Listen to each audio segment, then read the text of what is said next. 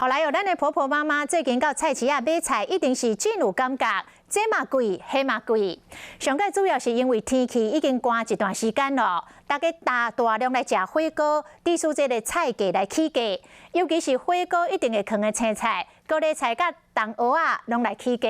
像这个白地高丽菜，即摆一大斤就要35块至38块，也就是讲一粒3大斤重的高丽菜就要100外块咯。啊，那冬蚵仔本来一大斤是40块、50块，即摆一大斤起到70-80块咯。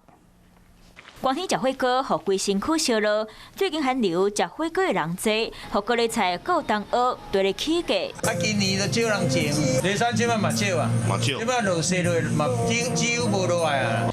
来分入面菜市啊，打工平地高丽菜即马一斤爱35到38，一粒高丽菜超3斤，差不多爱开105到114。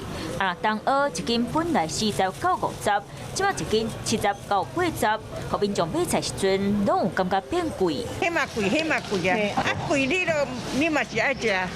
哦，我食较对。打工高丽菜主要是即马种少，佮加上天气寒，食火锅的人变多，所以量无济，自然就会较贵。啊，顶一期种的高丽菜，差不多爱到过10天才会当满，菜价敢无法度回稳，就爱佮看。